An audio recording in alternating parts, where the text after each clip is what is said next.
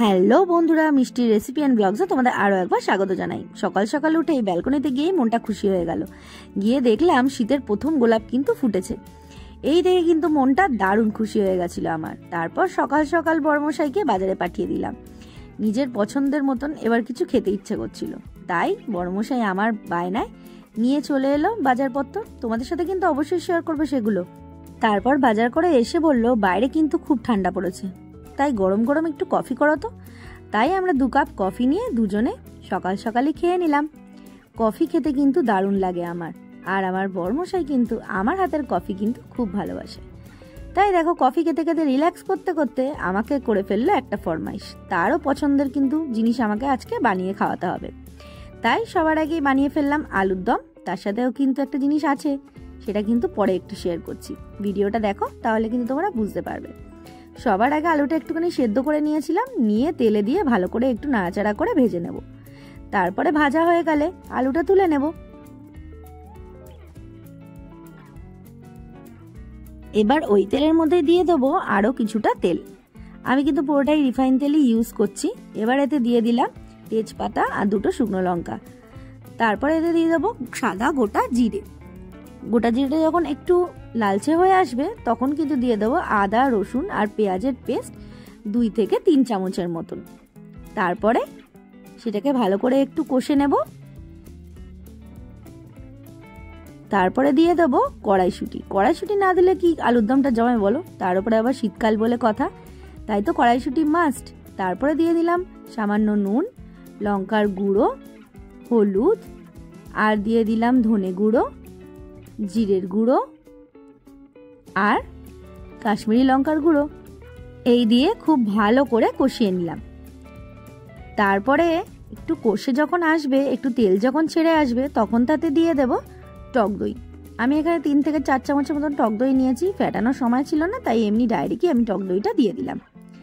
তারপরে দেখো ভালো করে একবার কষে নিয়ে দিয়ে দেবো যে ভেজে রাখা আলুটা ছিল সেটা দিয়ে, এবার সেটাকেও খুব ভালো করে কষিয়ে নিলাম। যেহেতু ভাজা রয়েছে আর একটু সেদ্ধও রয়েছে, খুব বেশি কষানোর প্রয়োজন নেই। তারপরে দিয়ে দেবো গরম জল। গরম জল দিয়ে একটু নাড়াচাড়া করে নেব। তারপর যখন একটু ঘন হয়ে আসবে তখন কিন্তু রেডি হয়ে যাবে। দেখো খুব ভালোভাবে ঘন হয়ে গেছে। এবার একটা জিনিস তো দিতেই হবে, না দিলে কিন্তু আলুর দম একদম ইনকমপ্লিট। তারপরে দিয়ে দিলাম দেখো ধনে পাতা। আমার কিন্তু শীতের মরশুমে যে কোনো তরকারিতে ধনে পাতা দিলে হেভি টেস্ট লাগে। তারপরে দিয়ে দেবো অল্প একটু গরম মশলা। এটাকেও একটু খুব ভালো করে নাড়াচাড়া করে দেবো। ব্যাস, আলুর দম কিন্তু একদম রেডি। এই আলুর দমের সাথেও তো কিছু খেতে হবে, তো চলো সেটাও তোমাদের দেখিয়ে দিই। আলুর দমের সাথে বানিয়েছিলাম কিন্তু গরম গরম কড়াইশুঁটির কচুরি। আমি এই রেসিপি কিন্তু খুব তাড়াতাড়ি তোমাদের দিয়ে দেবো, তোমরা কিন্তু দেখে নিও। এই ভিডিওতে কিন্তু পুরোটা আমি দিচ্ছি না। ব্যাস, গরমা গরম কড়াইশুঁটি কচুরিগুলো ভেজে নিলাম। ব্যাস দেখো মুখে কত চওড়া হাসি দেখেছো? ওর কিন্তু প্রচন্ড পছন্দ এই শীতের মৌসুমে যদি গরম গরম কড়াইশুঁটির কচুরি আর হয় আলুর দম, আর তার সাথে একটু মিষ্টিও দিয়েছিলাম। ব্যাস, এই খেয়ে কিন্তু বড়মশাই খুবই খুশি হয়ে গেছিল। ওর মুখে কিন্তু একটা চওড়া হাসি, দেখতে পাচ্ছ কত খুশি হয়েছে।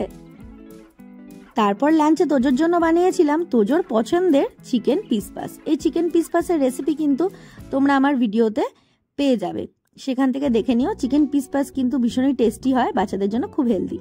তারপর দুপুরবেলা আমাদের জন্য বানিয়ে নিলাম চিকেন কষা। আর চিকেন কষার সাথেও কিন্তু একটা জিনিস ছিল, সেটা কিন্তু আমাদের বাড়ির সবার ফেভারিট, সেটা হলো চিকেন বিরিয়ানি। আর এই বিরিয়ানি রেসিপি কিন্তু খুব তাড়াতাড়ি তোমরা পেয়ে যাবে। বিরিয়ানি দেখে কি খুশি একবার দেখো। আমাদের বাড়িতে কিন্তু ফল খুব একটা কেউ খেতে চায় না, তাই খাওয়ানোর জন্য বানিয়ে ফেলেছিলাম একটা কমলা লেবু আর পেয়ারা টুকরো টুকরো করে কেটে নিয়েছিলাম। আর তাতে একটু বিট নুন দিয়ে দিলাম একটু চাট মশলা আর চিলি ফ্লেক্স, আর অল্প একটুখানি লেবুর রস দিয়ে মিশিয়ে নিলেই কিন্তু ফ্রুট চাট একদম রেডি। যে কোনো ফল দিয়েই তোমরা এটা ট্রাই করতে পারো, একবার ট্রাই করে দেখো, আমার মনে হয় তোমাদের ভীষণ ভালো লাগবে। তারপরে সন্ধে হওয়ার সঙ্গে সঙ্গে বানিয়ে নিয়েছিলাম একটা নতুন ধরনের খাবার। এটারও রেসিপি কিন্তু তোমরা খুব তাড়াতাড়ি পেয়ে যাবে। এটা কিন্তু ভীষণ ভীষণ হেলদি, তাই সবাই খেতে পারে। তারপরে রাত্রেবেলা খেয়েছিলাম, দুপুরবেলা যে চিকেন কষা রেখেছিলাম সেখান থেকে নিয়ে নিলাম চিকেন কষা আর রুটি। এই দিয়ে কিন্তু রাত্রেবেলার ডিনারটা একদম জমে গেছিল। আজকের ভিডিওটা এইটুকু। তোমাদের যদি ভালো লেগে থাকে প্লিজ একটা লাইক করে দিও, কমেন্টে জানিও আমার ভিডিওটা তোমাদের কেমন লাগলো, আর অবশ্যই সাপোর্ট করো, বেল আইকনটা অবশ্যই প্রেস করো যাতে এরকম ভিডিও আবারও পেয়ে যাও। আর হ্যাঁ, নতুন বন্ধু থাকলে কিন্তু অবশ্যই সাবস্ক্রাইব করে দিও। Thanks for watching.